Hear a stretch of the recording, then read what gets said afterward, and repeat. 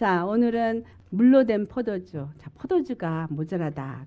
그 돌 항아리에다가 물을 채워라. 그래서 물을 다 6항아리를 다 채우니까 떠서 갖다 주라. 그래서 사실상 이게 어떤 가나 혼인잔치에 있었던 예수님의 첫 이적이지만 이 이적 속에서 주님이 우리에게 말씀하고 싶어 하는 것이 무엇인가, 우리는 그것을 찾아내서 아는 게 이제 중요한 것입니다. 그래서 어떤 때는 꼭 그걸 그렇게 해석을 해야 되나 이런 경우가 있어요. 그런데 성경을 전체적인 맥락에서 하나님의 그 계획에 초점을 맞춰서 풀으면은 이런 것들이 이제 숨어진 비밀들이 풀리게 되어져 있습니다. 우리 다 함께 물로 된 포도주 한번 해보시겠어요? 물로 된 포도주. 도대체 물로 된 포도주가 뭐냐? 자, 우리 요한복음 2장 9절에서부터 10절 말씀을 함께 봉독하시도록 하겠습니다. 연회장은 물로 된 포도주를 맛보고도 어디서 났는지 알지 못하되 물도온 하인들은 알더라. 연회장이 신랑을 불러 말하되 사람마다 먼저 좋은 포도주를 내고 취한 후에 낮은 것을 내거늘 그대는 지금까지 좋은 포도주를 주었도다 하니라. 아멘. 자, 여기서 연회장하고 하인하고 그 다음에 물이 포도주가 된 것이 나오죠. 그래서 이 물이 변하여 포도주가 되었다라는 이것은 도대체 무엇을 의미하느냐, 영적으로 우리가 안에서 어떻게 우리 안에 임하는가, 이걸 좀 보시기 바랍니다. 자, 말씀이 우리에게 물이 포도주가 됐다. 이 말은 뭐냐면 하나님의 물은 말씀을 상징한다고 에베소 5장 26절에 말하거든요. 근데 이 물이 우리 안에 포도주가 될 때는 반드시 말씀이 뢰마로 임해야 한다는 것입니다. 뢰마로 임한다는 것은 말씀이 임할 때 성령님이 함께 역사하셔서 깨달음으로 이렇게 그래가지고 그래서 그렇구나. 그래서 말씀을 들을 때 그냥 귀로는 열심히 듣지만 무슨 말을 하는 거지? 그리고 듣고 그렇게도 말할 수도 있구나. 이렇게 되는 건 어떻게 받아들이는 거예요? 우리가 듣고 지식으로 받아들여지는 거예요. 저렇게 설교를 하는 사람도 있구나. 저걸 저렇게 해석하는 사람도 있구나. 그게 아니라 맞아. 말씀이 성령님의 인도하심을 받아서 내 안에 뢰마로 받아질 때 그게 성령님의 역사하심을 안에서 내 안에 쾅 하고 못 박히듯이 이 심령에 와서 깨달음으로 번쩍하면서 옵니다. 이럴 때 이 말씀이 내 안에 새겨지게 되고 그것이 생명으로 변화가 되어집니다. 자, 요한복음 6장 63절을 함께 봉독해 보도록 하겠습니다. 시작.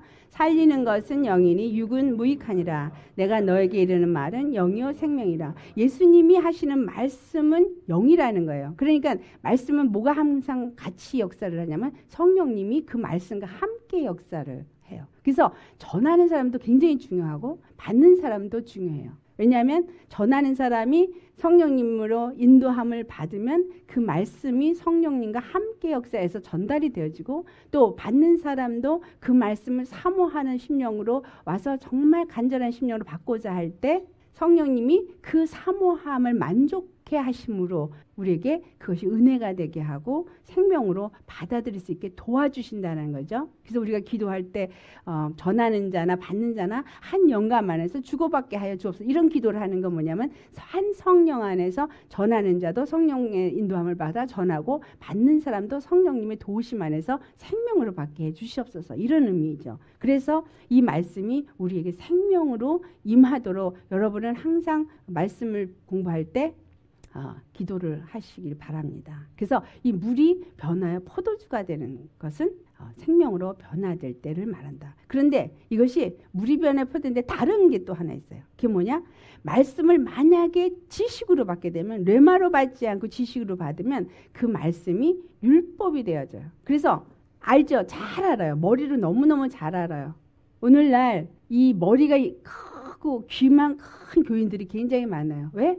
성경 공부라는 게 범람하거든요. 인터넷만 들어가면 그냥 얼마든지 다 볼 수 있고 알 수 있고 목사님들 설교도 각양각색으로 다 듣다 보니까 들은 풍월이 너무너무 많아요. 근데 많이 들었다 그래서 그 사람이 생명을 많이 갖고 믿음이 충만해진 거냐면 아니라는 거예요. 왜냐하면 이 말씀이 정말 성령님의 도우심을 받아서 레마로 안 오면 그것은 내가 지식으로 받아들여져 가지고 이것으로 다른 것들을 어떤 목사님 설교를 놓고 아이 저건 저거 아닌데 이래야 되는 건데 이런 건 어디서 역사하는 거예요? 하나님의 영의 역사가 아닌 거죠. 왜냐하면 그게 지식으로 알아진 것들이 부딪혀서 정죄하고 참소해요. 그래서 내가 알지 못하고 내가 이해하지 못한다 그래서 그건 아닌데 라고 하면 안 된다라는 거예요. 왜냐하면 하나님이 알게 해주지 아니하시면 우린 절대로 알 수가 없어요. 그러니까 내가 깨닫지 못하고 내가 알지 못하고 다른 사람이 내가 아는 거하고 다르게 한다 그래서 내가 옳고 저 사람이 틀리다라고 생각하면 안 돼요. 그게 중요한 건 뭐냐면 나도 성령님의 인도함을 받아서 그것이 옳은지 그런지를 분별할 수 있어야 되고 전하고 가리키는 분들도 정말 성령님의 인도하심 안에서 바르게 그거를 또 해석해서 가리켜야 되는 중요한 것들이 있다는 거죠. 자, 누가복음 6장 37절에 38절에 뭐라 그러는지 우리 함께 봉독해 보도록 하겠습니다. 비판하지 말라. 그리하면 너희가 비판을 받지 아니할 것이요. 정죄하지 말라. 그리하면 너희가 정죄를 받지 않을 것이요. 용서하라. 그리하면 너희가 용서를 받을 것이요. 주라. 그리하면 너에게 줄 것이니 곧 후히 되어 누르고 흔들어 넘치도록 하여 너에게 안겨주리라. 너희가 헤아리는 그 헤아림으로 너희도 헤아림을 도로 받을 것이니라. 아멘. 그렇기 때문에 우리가 만약에 알지 못하면 그냥 이렇게 그걸 놓고 기도하세요. 그래서 하나님 정말 내가 이때까지 깨달은 바는 이런 건데 이런 말씀을 들었을 때 이게 이해가 안 됩니다. 그리고 기도하면 하나님이 분명히 그것을 깨달아 알게 해 주십니다. 그래서 우리가 이거는 말씀에만 하는 거지만 이 누가복음 6장 30절부터 38절은 무엇을 말하고 있냐면 율법의 신앙을 갖지 말라라는 얘기를 하는 거죠. 그렇죠? 아무리 신앙생활을 오래 했고 아무리 말씀을 많이 알았어도 하나님의 생명으로 말씀을 밟지 않으면 나도 모르게 내가 율법주의적인 신앙을 가진 자가 되어져서 나도 모르게 판단하고 정죄하는 게 습성화되어져서 나타난다라는 거예요. 그래서 내 안에서나 이런 것들이 역사를 할 때 내가 믿음을 가졌지만 많은 부분에서 율법적으로 지식으로 또 판단하는 그러한 것들로 내 안에 심겨준 것들이 있구나라고 생각하시면 맞습니다. 그래서 로마서 2장 1절 얘기 남을 판단하는 사람아 너희가 만약에 판단을 하면 내가 어떤 것도 핑계하지 못한다. 왜냐하면 남을 판단하는 것으로 내가 너를 정죄하는 것이다. 아멘. 왜냐하면 그 판단을 하는 내가 같은 일을 행한다는 거예요. 똑같은 죄인이기 때문에 어쨌든 그 죄인 속성에서 나오는 거기 때문에 다른 사람이 하는 것도 나도 똑같이 하는 거다 이 말이죠. 그래서 우리가 말씀을 배우고 말씀을 안다 할 때 이 말씀을 복음으로 받아서 복음으로 배워야 되는 거지 지식으로 받아서 율법주의적인 사람이 되면 이렇게 다른 사람을 정죄함 뿐만 아니라 자기 스스로도 정죄함을 받게 되어진다라는 것을 우리가 유념하시기 바랍니다. 아멘. 그리고 세 번째 이 말씀이 우리 심령에 정말 6 도랑아리가 아구까지 꽉 찬년에 예수님이 퍼다 줘라 한 것처럼 우리 말씀이 가득 채워져서 이 말은 무슨 말이냐면 말씀이 어느 한쪽만 치우쳐서 알면 안 된다는 거예요. 왜냐하면 많은 설교가들이 설교를 하실 때 치우쳐서 어떤 한 가지만 집중적으로 하시는 부분들이 있어요. 신약만 가지고 설교를 하면요. 구약을 모르고 신약만 가고 해석하면 다른 해석이 나올 수가 없어요. 왜냐하면 이 신약의 파운데이션이 구약이거든요. 그리고 이 신약은 영적으로 써져 있기 때문에 이 신약의 그 깊은 뜻을 잘 이해하려면 역사적이나 어떤 사건, 육체적인 사건을 통해서 보현되어지고 우리에게 알게 하는 교훈으로 쓰여진 게 구약이에요. 그러니까 구약을 신약과 같이 할 때 바른 해석이 나와요. 구약이 어떤 역사적인 사건을 어떤 인물의 어떤 일들 하나님을 만난 그런 경험들이 기록되어 있어도 그것이 신약에 우리에게 어떤 의미를 주는가는 또 신약이 또 받쳐줘야지. 그래서 구약과 신약은 두 날개와 같다. 그래서 새가 두 날개가 있어야 바르게 나는 것처럼 반드시 구약과 신약은 서로 짝을 이루어 있다라는 것을 우리가 아시기 바랍니다. 그래서 어느 한쪽을만을 알면 안 돼요. 여기서 지금 심령에 물이 꽉 찬 동안에 나눠준다 이 얘기는 뭐냐면 성경을 전체적으로 내가 포괄적으로 자세하게 전체를 다 뭐 아주 시시콜콜까지 모른다 하더라도 정말 큰 백본, 그러니까 하나님의 예수 그리스도를 통한 구원의 그 깊은 진리의 백본은 적어도 내가 알아야 성경을 이해하는 수 있고 그리고 바르게 다른 사람들에게 얘기할 수 있다라는 얘기죠. 그래서 내 안에 심령의 말씀이 찼도록 우리는 많이 말씀을 먹고 채워야 하고 그럴 때 다른 사람에게도 정말 진짜 제대로 된 생명의 말씀을 나눌 수 있는 사람이 되어진다라는 거죠. 그래서 나도 살지만 다른 사람도 살릴 수 있는 역사가 일어나게 되어져 있습니다. 인정하십니까? 왜냐하면 여러분들이 여기 신앙생활 오래 하셨잖아요. 근데 오래 하면서 얼마나 많은 설교를 들으셨어요? 근데 설교를 들으셨을 때 어떠세요? 되게 설교를 들은 것들이 골고루 들으셨어요? 아니면 어느 한쪽에 부분적인 걸 많이 들으시나요? 부분적인 걸 많이 들어요. 전체적인 밸런스가 안 돼 있어요. 그래서 구약은 다루는 걸 어려워하시고 구약을 잘 모르고 그러니까 신약이 제대로 해석이 안 되죠. 사도 바울이 서신서를 쓸 때 거기에다 계속 무슨 얘기를 하냐면 전부 구약에 있는 말씀들을 갖다가 끌어다가 신약의 교회에다가 그거를 말했던 거는 왜냐하면 구약은 오실 예수 그리스도에 대해서 기록된 예언서이기 때문이다라는 거. 그래서 오실 예수 그리스도의 그 구원 그 역사들을 그 예언적인 사건으로 다 기록됐기 때문에 그것을 비춰서 신약을 보시는 게 굉장히 중요합니다. 아멘. 자, 에스겔서 47장 9절 말씀 우리 함께 봉독하겠어요. 이 강물이 이르는 곳마다 번성하는 모든 생물이 살고 고기가 심히 많으리니 이 물이 흘러 들어가므로 바닷물이 되살아나겠고 이 강이 흐르는 그 각처의 모든 것이 살 것이며 에스겔 47장의 그 9절 앞에 뭐라고 나오냐면 하나님의 성전에서 물이 흘러서 문지방 밑으로 흘러나오더라 이렇게 기록이 되었어요. 근데 그 문지방 밑으로 흘러내온 그 물이 이제 흘러서 돌아서 가는데 이 강물이 흐르는 곳마다 번성하고 생물이 살고 고기가 많아지고 바닷물이 쓴물이죠.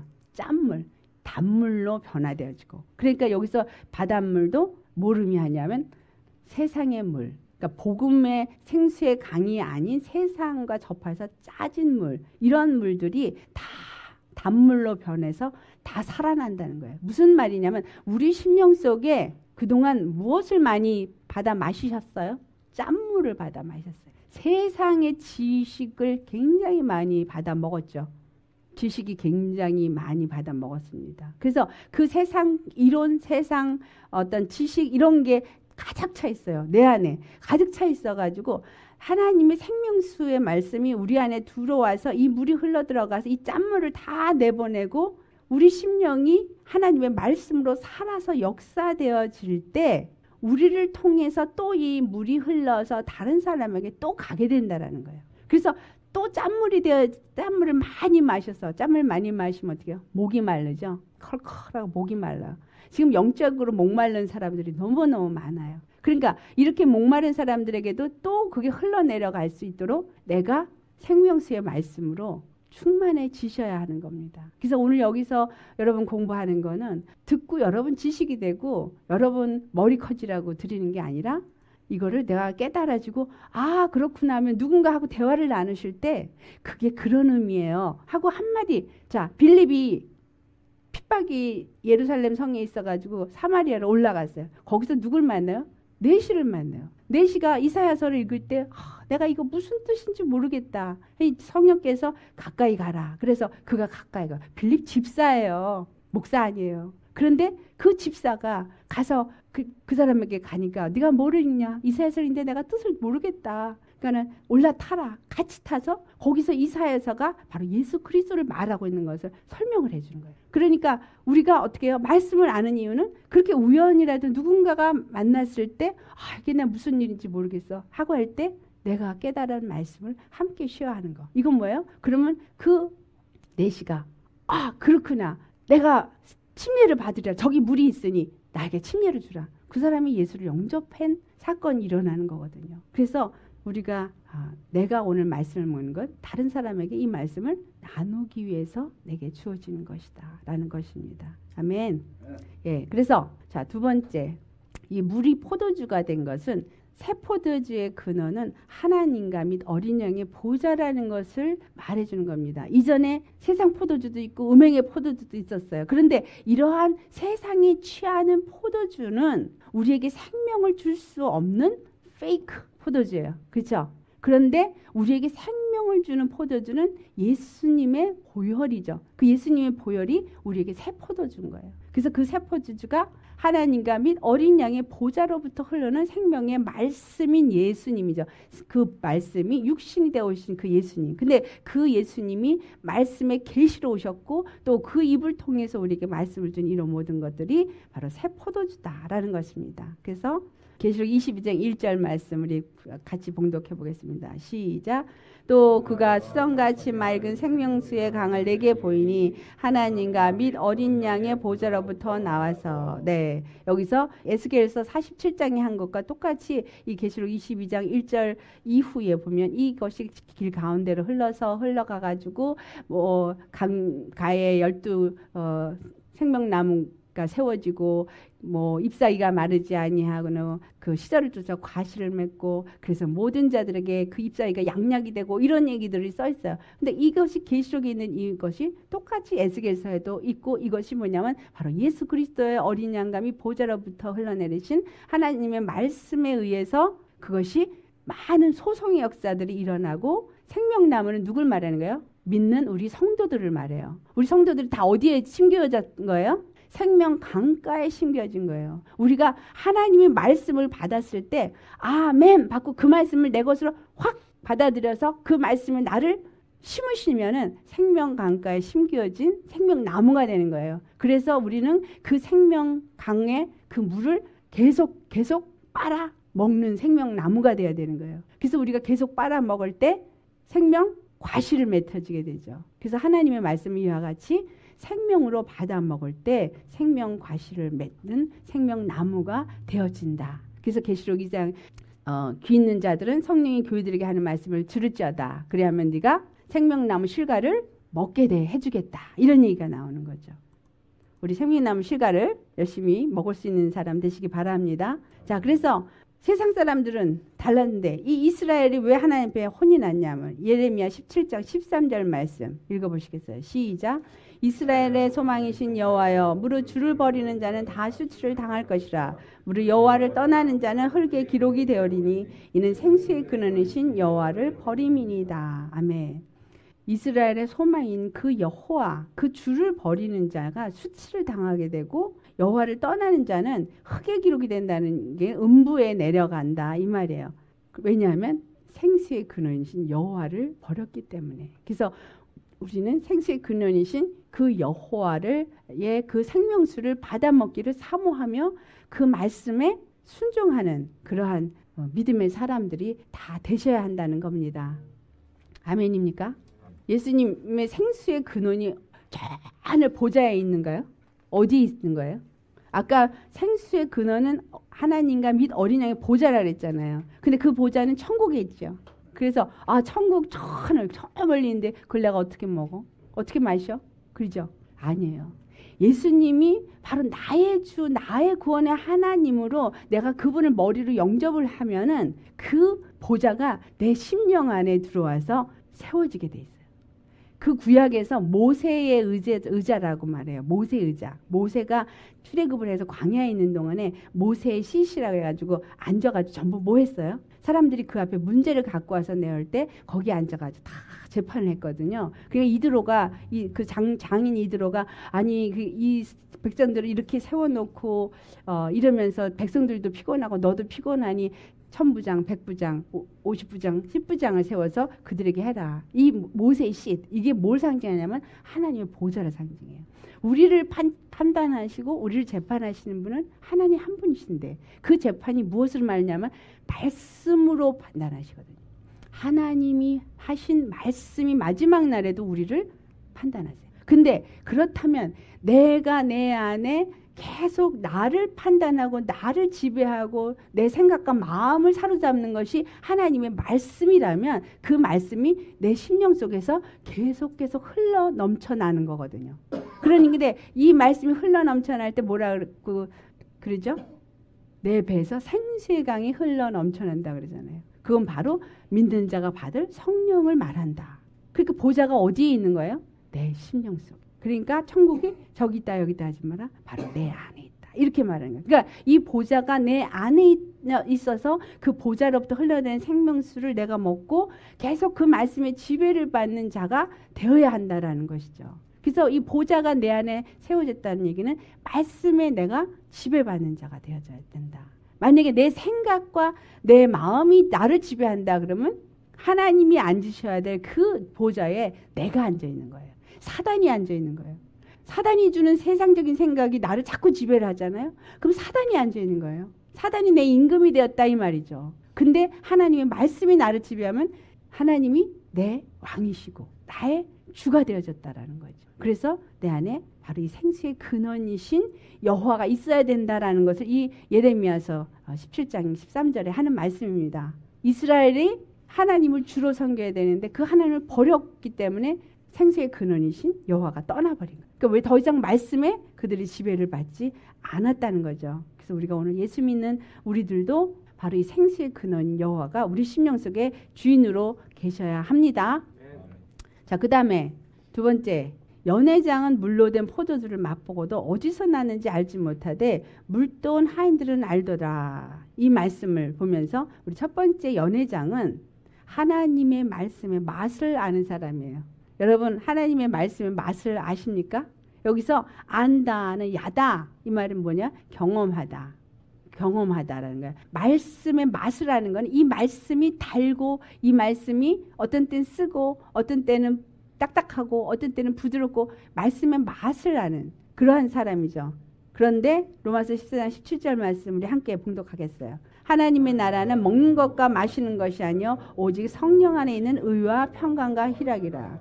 우리가 하나님의 말씀의 맛은 아는데 맛은 아는 것에서 끝나면 안 돼요. 절대로. 이 말씀의 맛을 우리 몸에서 완전한 체험으로 이루어져야 되는데 이 체험으로 이루어지는 것이 성령 안에 있는 의와 평강과 희락이라는 거예요. 그래서 이 말씀이 입에서 맛본 거에서 끝나버리면 말씀 너무 좋아요 목사님 너무 은혜 받았어요. 이건 뭐예요? 맛을 아는 사람이에요. 그러니까 혼인 예식 잔치에는 와서 교회는 와서 하나님의 말씀은 들었어요. 그래서 너무 좋아요 은혜 받았어요. 그래가지고 할렐루야 하는데 돌아가면서 다 잊어버려. 이게 뭐예요? 맛만 본 사람이에요. 근데 맛을 본 게 진짜로 내 안에 레마로 임하면 뭐가 돼요? 의가 내 안에 임하고 그 다음에 그 말씀 때문에 모든 것을 두려움 없이 내어놓고 믿기 때문에 희락이 찾아오고 평강이 찾아오는 그런 거죠. 그러니까 말씀이 제대로 먹어지면 믿음이 오게 돼 있어요. 그래서 우리는 이렇게 맛만 보는 사람이 되지 마시기 바랍니다. 만약에 우리가 생명의 말씀을 맛본 자라면 그 생명의 말씀에 취한 자가 돼야 돼요. 잘 아시죠? 술 취한 사람 어때요? 나는 여기서는 못 봤는데 한국에서 술 취한 사람 보니까 자동차가 막 가다가 이렇게 잠깐 신호등에 섰는데 거길 쫓아가서 바퀴를 발로 막 타더라고요. 그 자동차 사고 날 뭐예요? 배짱이 무슨 두려운 게 없는 거예요. 무서운 게 없어. 도대체 겁이 없어. 우리가 세상에 술에 취한 사람들처럼 비틀비틀. 근데 사도 바울이 뭐라 그래? 에베소 5장 18절에 우리 함께 봉독합니다. 술 취하지 말라. 이는 방탕한 것이니 오직 성령으로 충만함을 받으라. 여러분 술 취한 사람은 술에 이끌려서 자기 몸을 못 가루잖아요. 우리가 저는 정말 이렇게 되고 싶어요. 성령에 취해서 정말 육의 몸을 내 마음대로 할 수 없는 성령이 완전히 잡힌 사람. 그래서 성령님이 가라 그러면 가고 있으라 그러면 있고 누우라 그러면 눕고 일어나라 그러면 일어나고 얼마나 신나겠어요. 우리 이런 성령 충만함 받으시기 바랍니다. 근데 이런 성령 충만함은 성령 충만 주시옵소서 기도해도 되는 게 아니라 말씀에 충만해지면 성령 충만해집니다. 말씀으로 세워진 믿음이 흔들림이 없어요. 말씀으로 세워진 믿음은 어떠한 어려움이 와도 말씀으로 이겨요. 그런데 막 어떤 희귀한 경험을 한 사람들 있잖아요. 말하자면 성령 충만하다는 교회 안수 많이 받아서 막 이런 사람들은 어려움이 올 때 다 무너져요. 그리고 항상 그것만 그리워해요. 그때가 좋았는데 그거 뭔가 이렇게 히리히리하고 뭔가 짜릿짜릿하고 뭔가 뜨끈뜨끈하고 뭐 이런 거 그걸 원해요. 근데 그거는 하나님이 성령님의 역사가 있다는 것을 알게 해준 것이지 그게 나를 이길 수 있는 힘이 되는 건 아니에요. 그런데 말씀으로 다져지고 말씀을 먹고 말씀을 순종하고 말씀을 또 믿음으로 뚫고 지나가고 이렇게 훈련을 한 사람들은 어떠한 훈련이 와도 환란이 와도 절대 흔들릴 리 없어요. 제가 왜 이런 얘기를 하냐면 전 다 해봤거든. 정말 희귀기하고 뜨끈뜨끈한 거 뭐 성령의 뭐 베레벨 역사 경험 많이 했습니다. 그런데 정말 내가 오늘날 어떠한 일이 있을 때 나를 이기게 하고 그걸 뚫고 지나가고 흔들림이 없는 요동치 않냐는 믿음은 바로 반석에 세워진 이러한 믿음은 말씀 때문에 오더라는 거예요. 말씀을 깨달으니까 말씀이 나를 꽉 붙잡아서 흔들림이 없더라. 그래서 말씀 충만은 성령 충만, 생명 충만, 기쁨 충만. 아멘. 자, 그래서 에베소 4장 15절에서부터 16절 우리는 말씀 안에서 자라나야 한다. 함께 봉독해 보겠어요. 시작. 오직 사랑 안에서 참된 것을 하여 범사에 그에게까지 자라지라. 그는 머리니 곧 그리스도라. 그에게서 온몸이 각 마디를 통하여 도움을 받음으로 연결되고 결합되어 각 지체의 분량대로 역사하여 그 몸을 자라나게 하며 사랑 안에서 스스로 세우느니라. 아멘. 이것은 바로 성령님의 도우심이 있어야지만 각 마디가 연합되어지고 서로 도와주고 같이 세워져 가게 되어지는 것입니다. 그래서 한 성령, 한 말씀, 한 예수 그리스도 안에서 하나가 되어질 때 교회로서 온전히 세워지는 거예요. 그래서 우리가 생각할 때 거죽에 나타난 어떤 빌딩으로 있는 어떤 교회, 무슨 교회가 예수님의 교회가 아니라 예수님의 교회는 건물을 초월한 예수님의 그 십자가의 복음을 가지고 성령님의 한 성령의 인도함을 받아 그 한 성령 안에서 자라가고 있는 곳곳에서 미국이든 한국이든 러시아든 오스트레일리아든 상관없어요. 모두가 이 말씀 속에서 자라나지는 사람 우리는 각 지체가 하나로 연합되어져 가고 있다라는 거예요. 그러니까 우리가 어떻게 세워져 가는지 우리 알 수 없어요. 다만 내가 각 지체의 분량대로 역사를 내가 하나님의 충만함을 얻고 또 내게 감동 주시는 대로 내가 처해진 상황에서 내가 해야 할 일에 충성을 다하는 것. 그것일 뿐인 것입니다. 그럴 때 성령께서 우리를 통해서 자라나게 하고 세워지게 한다라는 것입니다. 그 다음에 그 회당장은 몰랐지만 물도원 하인들은 연회장은 회당장이 아니고 연회장은 몰랐지만 물도원 하인들은 생수의 근원을 아는 자입니다. 왜냐하면 예수님의 말씀대로 순종했고 그리고 예수님의 말씀대로 그걸 떠다준 사람이기 때문에. 자, 고린도후서 4장 6절 말씀 같이 봉독하겠어요. 어두운 데에 빛이 비치라 말씀하셨던 그 하나님께서 예수 그리스도의 얼굴에 있는 하나님의 영광을 아는 빛을 우리 마음에 비추셨느니라. 아멘. 빛이 우리 마음에 비춰져야 믿어집니다. 아멘.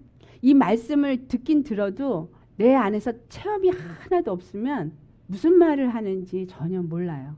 정말 기쁨을 경험한 사람이 구원의 기쁨이 바로 이런 거구나. 정말 애통을 해봐야 정말 진정한 애통의 회개가 이런 거구나. 알 수 있는 거지. 그것은 뭐더냐? 하나님이 빛을 내게 비춰주셔야 하는 겁니다. 아멘. 그런데 그거를 하나님이요 이렇게 진도를 나가세요. 처음에는 아주 가벼운 거 점점 더 그 영광을 아는 빛을 우리에게 비춰주시게 됩니다. 디모데전서 2장 4절 말씀 함께 봉독합니다. 시작. 하나님은 모든 사람이 구원을 받으며 진리를 아는 데 이르기를 원하시니라. 네, 진리를 아는 데 원하시기 때문에 당연히 진리를 알도록 이끄신다라는 거죠. 그래서 이렇게 저같이 부족한 사람을 통해서 또 배우게 하시고 또 배운 여러분 안에서 성령님이 또 더욱더 이거를 묵상을 하시면은 더 넓혀주시고 깨닫게 하여 주십니다. 그래서 그렇게 하신 이유는 뭐냐면 다 같이 4번 하나님께서는 그의 말씀에 순종하는 자를 사용하신다. 네. 그래서 우리로 하여금 정말 하나님의 구원을 확실히 맛보고 경험하고 아는 자가 되어져서 그 말씀에 순종할. 그래서 그런 사람들이 하나님 앞에 이제 쓰임을 받게 되어지는 것입니다. 그래서 우리가 아담이 죄를 짐으로 많은 사람이 정죄를 받게 되어졌고 또 예수님이 말씀에 하나님 말씀에 순종해서 십자가에 죽으심으로 우리 모든 사람들이 의롭다함을 받았다. 그런 말씀을 로마서 5장 18절에 하죠. 우리 19절 말씀 함께 봉독합니다. 시작. 한 사람이 순종하지 아니함으로 많은 사람이 죄인 된 것 같이 한 사람이 순종하심으로 많은 사람이 의인이 되리라. 이 말씀 지난번에 제가 드렸죠. 아담 한 사람이 죄를 질 때 아담 후손이 되어진 모든 아담에 속한 제너레이션 모두가 다 죄인이 되었다. 그런데 예수 한 사람 아담으로 오셔서 이 첫 아담의 죄를 대신 갚아주셨기 때문에 이 예수 그리스도 아담 안에 믿음으로 속해진 사람들은 모든 아담의 이 정죄에서부터 자유함을 얻고 의롭다함을 얻은 자가 된 것이다 라는 것입니다. 그래서 우리는 로마서 6장 13절 말씀 함께 봉독하시겠어요? 또한 너희 지체를 불의의 무기로 죄에게 내주지 말고 오직 너희 자신을 죽은 자 가운데서 다시 살아난 자 같이 하나님께 드리며 너희 지체를 의의 무기로 하나님 여호와께 드리라. 우리 자신이 불의의 병기로 사용되는 경우도 있죠. 하지만 어떻게 하면 되도록이면 의의 병기로 사용되시기를 축원합니다. 아멘. 예, 불의의 병기가 되시면 안 돼요. 그러니까 육을 따라서 생각을 하면 불의의 병기가 되죠. 불의의 일을 하는 일에 사용이 되어져요. 우리는 어떤 사람이 돼? 세우는 자로 쓰임을 받아야죠. 교회를 세우는 자. 그렇죠? 그래서 여러분들은 정말 의의 병기로 세움을 받으시기를 예수님의 이름으로 축원합니다. 아멘.